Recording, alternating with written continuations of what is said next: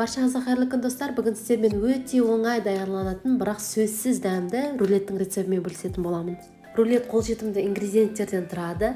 Міндетті түрде видеоны соңына дейін қарап, менімен бірге даярлаңыздар. Рулет үшін 5 дана жұмыртқа, 1 шымшым тұз, 140 грамм қант, 60 грамм сүт, 180 грамм ұн, пропитка үшін 150 грамм сүт және 300 грамм джем немесе варенье қажет. Алдымен 5 дана жұмыртқаға 1 шымшым тұз және қанттың барлығын қосып, оны миксермен араластырамыз. Миксердің жоғары жылдамдығын қолданамыз. Жұмыртқа ағарып көпіріп, өзінің көлемін бірнеше есе ұлғайтуы тиіс. Жұмыртқаны араластырып болып, миксердің басын көтерген уақытта оның ізі біршама уақытқа дейін кетпей тұруы тиіс. Ұнның жартысын елеп отырып, осы жұмыртқаға қосамыз.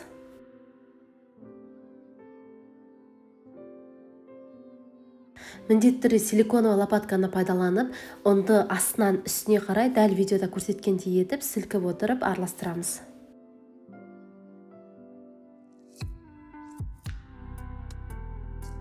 Түйіршіксіз біркелкі массаға айналған уақытта ыстық сүтті құямыз. Сүтті міндетті түрде алдын ала ысытып даярлап аламыз. Біркелкі массаға айналғанға дейін сүтті де лопаткамен араластырамыз.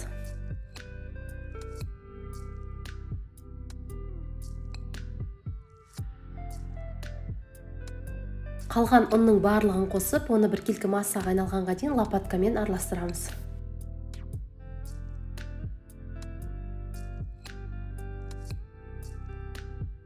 Противенің үстіне пергамент қағазын немесе тефлоновый коврикті төсеп, оның үстіне осы дайындап алған массамызды орналастырамыз. Бисквитті 180 градуста қызып тұрған пеште шамамен 10 минут көлемінде пісіреміз. Бисквит аздап қызаруы тиіс, ең бастысы оны пеште ұзақ уақыт ұстап күйдіріп алмаңыздар. Бисквиттің бетіне тефлоновый коврик немесе пергамент қағазын төсеп, оны айналдырып, астындағы тефлоновый коврикті аламыз.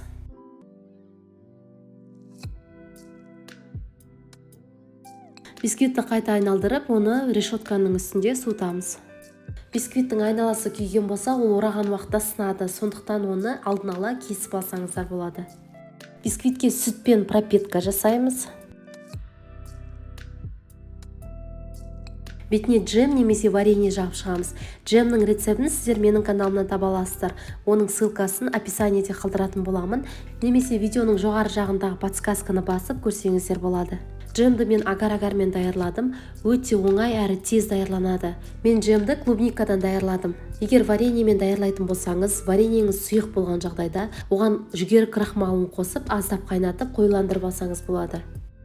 Рулетті тығыздап ораймыз. Содан соң оны пищевая пленкамен орап, оны 1 сағатқа холодильникке салып қоямыз. Рулетті әр пышақпен кескен сайын оны міндетті түрде салфеткамен сүртіп отырамыз. Сонда джем бисквитке жағылмай өте әдемі болып кесіледі.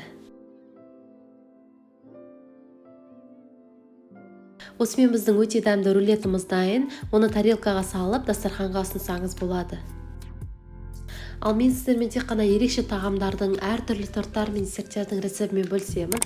Сондықтан міндетті түрде менің каналыма тіркеліп, жаңа рецепті жіберіп алмас үшін қоңырауды басып қойыңыз. Менімен бірге болып, менің каналымның дамуына үлесіңізді қосып жатқаныңыз үшін сізге алғыс айтқым келеді.